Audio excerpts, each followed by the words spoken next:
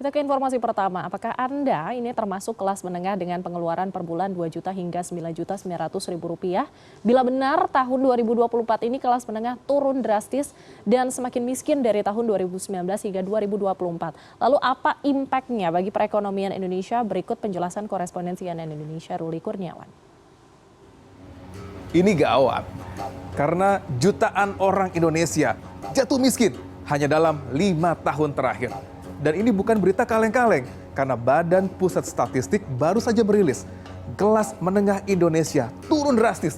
9,48 juta orang keluar dari kelas menengah, masuk di kelas di bawahnya. Lalu siapakah kelas menengah ini? Menurut BPS, kelas menengah ini didominasi oleh generasi muda dengan pendidikan yang tinggi. Mereka banyak bekerja di sektor formal dengan pengeluaran per bulan dari Rp2.040.000 hingga Rp9.900.000. Dan golongan kelas menengah ini dikenal memiliki sifat yang konsumtif. Dengan turunnya kelas menengah Indonesia ini diyakini akan memperlambat pertumbuhan ekonomi Indonesia karena jumlah golongan menengah ini yang cukup besar.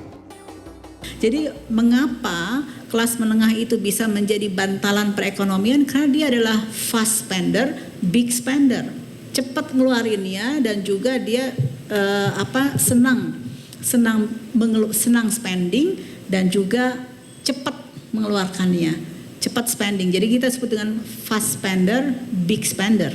Nah, itu mengapa bisa menjadi bantalan perekonomian, karena bisa memperkokoh dari perekonomian dari sisi permintaan atau yang kita sebut dengan konsumsi rumah tangga. Lalu apa yang menyebabkan kelas menengah ini semakin turun? Apakah karena terlalu konsumtif? Ataukah pasca COVID-19? Ataukah ada kebijakan pemerintah yang semakin menggerus pendapatan mereka? Berikut pernyataan dari Indef. Ya, berbagai iuran ya, termasuk juga mungkin mau ada pembatasan BBM dan lain-lain. Jadi cukup banyak aspek yang kemudian sasaran tembaknya itu semua kelas menengah ini gitu ya. Ya, bagaimana mereka bisa bertahan kalau kemudian dari berbagai pungutan iuran dan berbagai kebijakan yang menurut saya tidak integratif ya. Jadi seandainya ini didesain dalam satu frame yang sama, artinya mungkin dari kementerian, katakanlah mungkin dari Kementerian Keuangan atau yang lainnya gitu, yang sifatnya jadi harus melihat eagle view-nya harus kelihatan nih gitu, jangan main sendiri-sendiri gitu.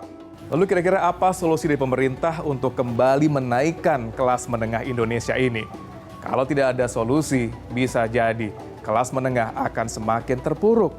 Dan mungkin ke depannya, Anda atau saya akan sama-sama turun kelas, keluar dari kelas menengah. Ruli Kurniawan, Nedi Pranidya, Jakarta.